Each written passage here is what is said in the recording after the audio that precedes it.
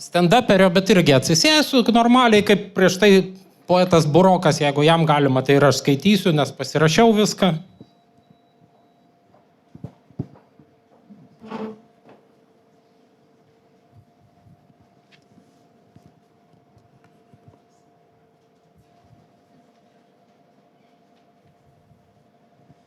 Sveiki. Miela čia būt. Man pačiam pasidarė baisu pamačius programoje tokį kategorišką teiginį žurnalistika mirė.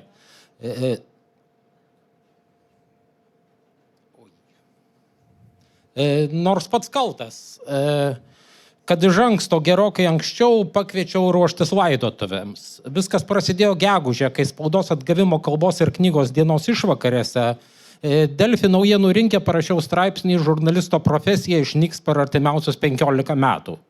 Galvodamas antraštę, kokią minučią dvejojau, kokį skaičių įrašyti - 10, 15, 20, bet juk svarbu ne skaičius, o tai kaip keičiasi pasaulis, mes patys, mūsų skaitytojai ir žiūrovai.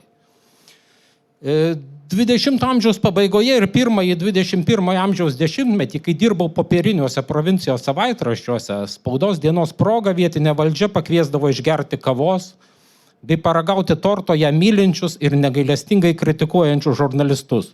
Išklausydavo jų pageidavimus, be jokių kliučių gauti ir skleisti informaciją, pasigirdavo nuveiktais darbais. O paskui ir pačiose redakcijose užtekdavo laiko ir taurelę pakelti ir dar surasti, kuo užpildyti poros spaudos lankų apimties leidinį. Nacionalinė žiniasklaida dirbo kitų ritmų, bet valstybės pareigūnų ir skaitytojų pagarba žurnalisto profesijai visur buvo panaši. Net kai popieriniai laikraščiai ėmė nykti ir kraustytis į internetą, išliko žurnalistinės etikos standartai ir atsakomybė už kuriamą turinį. Nenoriu pasirodyti vieno iš tų bambančių senolių jų nostalgiją mintančiose Facebooko grupėse rašinėjančių, esą tuomet žolė buvo žalesnė, moteris gražesnės, kaimynai sveikinosi, vaikai gerbė tėvus, o laikraščiai rašė tik tiesą. Vos išsivadavusi iš sovietinės cenzūros mūsų žiniasklaida labai jau lengvai prasidavinėjo politikos ir verslo grupėms arba pati įsitraukdavo į galios žaidimus, iš ketvirtosios valdžios tapdama galutinė instancija šokdinančia kitas tris. Todėl jokių būdų nenoriu neigti ir mūsų pačių žurnalistų bendruomenės kaltės dalies dėl to, kur dabar atsidūrėme.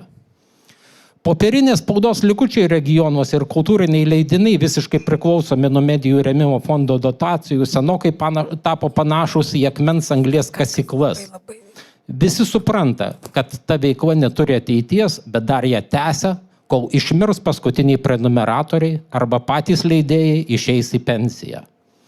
Man ir pačiam vis rečiau norisi nusipirkti ar bent paimti į rankas popierinį leidinį, išskyrus tos atvejus, kaip pats aprašau savo rajono laikraščių įspūdžius iš Veisiejų turgaus ir noriu pamatyti, kurias iš didesnio pluošto nuotraukų redaktorius atsirinko.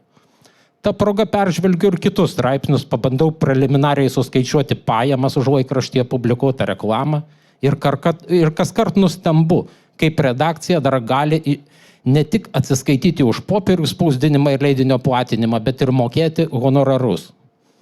Nacionaliniai naujienų portalai, televizija ir radijas pastarąjį dešimtmetį nenukraujavo taip smarkiai kaip regioninė žiniasklaida, bet jos spaudžia į kampą globalūs reiškiniai, kurie verčia rimtai abejoti, ar netolimoje ateityje žurnalisto profesija iš vis kam nors bus reikalinga, o dabartinis žiniasklaidos modelis tvarus.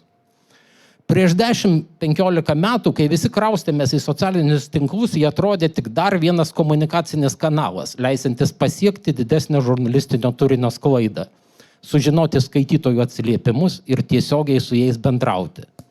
Ir visai nenujautėme, kokioms pabaisoms pardavėm savo sielas. 2025 metų Facebookas, Instagramas, YouTube ir TikTok jau nėra tik skaitmeninio turinio dalinimosi platformos, kuriuose kiekvienas vartotojas renkasi, ką sekti, prenumeruoti ir žiūrėti. Dabar jau ne mes valdome savo socialinių tinklų naujienų srautą, o socialinių tinklų algoritmai valdo mūsų pasirinkimus. Darosi vis sunkiau nepasiklysti tarp sukčių reklamų, propagandos melagienų ir dirbtinio intelekto generuojamų šiukšlių. Korporacija Meta vis atkakliau stengiasi neišleisti vartotojo už savo ribų, todėl nuorodos į žiniasklaidos turinį nugrūdamos kuo giliau. Bet kuri mano šuns ar šadžiūnų pievose nufotografuotų gervių nuotrauką sulauks daugiau draugų ir sekėjų patiktukų, negu straipsnio pasidalinimas. Visai ne todėl, kad mane seka vien ypatingi dzūkiškos gamtos mylėtojai. Visagaliai Facebook algoritmai veikia taip, kad net mano žmona ne visada pamato, kuo pasidalinau. Politikai labai greitai perprato socialinių tinklų veikimo dėsnius ir pasijuto laisvi nuo būtinybės vengti skandalų žiniasklaidoje ir imituoti sąžiningą atsakinėjimą žurnalistų klausimus. Kokia prasmė stengtis, jeigu skandalingą demaskavimą naujienų portale perskaitys gerokai mažesnė rinkėjų dalis, negu paties politiko plepalų tiesioginė transliacija. Jeigu visi esame turinio kūrėjai, tai nebėra skirtumo tarp tikro žurnalisto publikacijos, parengtos laikantis visų profesinės etikos standartų, ir kiekviename žingsnėje skandalus keliančio visuomenininko pasisklaidimų.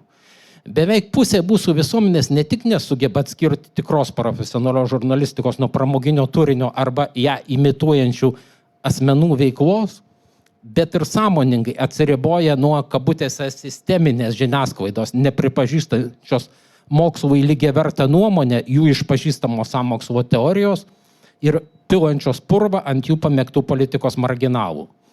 Donaldo Trumpo pavyzdys įkvėpė viso pasaulio lyderius nusigręžti nuo tradicinės žiniasklaidos, tyčiotis iš juos kritikuojančių žurnalistų ir pasikliauti vien tiesioginę komunikaciją su rinkėjais socialiniuose tinkluose. Lietuvoje ta kryptimi toliausiai nužengė, žinote, Remigijus Žemaitaitis. Na, dar Petrą Gražulį galėčiau paminėti. Kiekvieną skandalą apie save vertinantis kaip jų populiarumą auginančią informacijos klaidą. Pačių žurnalistų bendruomenėje diskusijos apie mūsų profesijos ateitį dažniausiai baigėsi savęs nuraminimu, esą žmonėms visada reikės kokybiško turinio, parengto atsakingų profesionalų. O mūsų pastangos mokyti skaitytojus atskirti sąžiningai parengtas naujienas nuo priešiškos propagandos ir melagienų jau sukūrė pakankamai išlavintą auditoriją ir niekur ji nedings. Deja, teks pasakyti savo ir kolegoms, kad esame paskutiniai besibaigiančios epochos dinozaurai, jau matantis virš galvų pakibusią dirbtinio intelekto žvaigždę, kuri net pažįstamai pakeis mūsų pasaulį. Niekas mūsų nemokės pinigų už tai, ką greičiau ir pigiau gali arba netrukus galės padaryti ChatGPT ar panašus technologiniai sprendimai. Ko gero ir specializuoti būtent naujienų generavimai technologiniai sprendimai jau atsiranda arba netrukus rasis. Tuo pat metu auga karta, kuri visą informaciją gauna ne iš tradicinės žiniasklaidos, bet iš socialinių tinklų ir negali išlaikyti dėmesio ties vienu judančiu vaizdeliu ilgiau negu keletą sekundžių. O dauguma galudienių senjorų jau dabar nesugeba atskirti dirbtinio intelekto nupaišytų vaizdelių nuo realybės. Tarp jų įsiterpusi, atsakinga ir kritiška sisteminė žiniasklaidos vartotojų mažuma darysis vis mažesnė, kol beveik visi žurnalistai per artimiausius 15 ar 20 metų liks bedarbiais, tinkamai rinkti grybus pardavimui Dzūkijos pakelėse arba valyti dulkes nuo dirbtinio intelekto serverių. Vartotojams pateikiant užklausas pokalbių robotams, o ne įprastos paieškos sistemoms, jiems pateikiami atsakymai, o ne nuorodas, kurias reikia atverti. Dėl to turinio kūrėjai pasaulyje pastebi nerimą keliantį srauto sumažėjimą.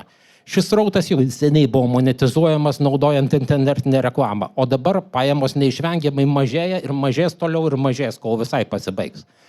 O tai reiškia, kad žiniasklaidos priemonės rytoj negalės mokėti žurnalistams, naujienų fotografams ir redaktoriams tiek, kiek moka šiandien. Nuo tada, kai Google paieška pradėjo teikti dirbtinio intelekto sugeneruotas atsakymų apžvalgas, su naujienomis susijusių paieškų, kurios nesukelia tolimesnių paspaudimų, dalis sparčiai auga. Žmonės nebelanko svetainių, iš kurių gaunama informacija. Suprantu, kad nelengva tuo patikėti šiais metais, kai žurnalistų tyrimai nuvertė Palucko vyriausybę, bet apgaulingas Gajos pojūtis tik iliuzija. Nes pusė Lietuvos tų tyrimų visai neskaitė. Iš anksto nurašė jos atskleistus faktus kaip nereikšminga buvusio politinio elito kerštų naujai išrinktai valdžiai. Arba nesugebėjo suprasti, kas ten parašyta. Taigi, ir kad tas teiginys apie mirtį nėra visiškai iš piršto laužtas, man ko gero geriausias įrodymas yra žurnalistas su žurnalisto pažymėjimu yra pykoje. Tai yra žurnalistas celofanas. Tai yra paskutinis žurnalistas. Ačiū.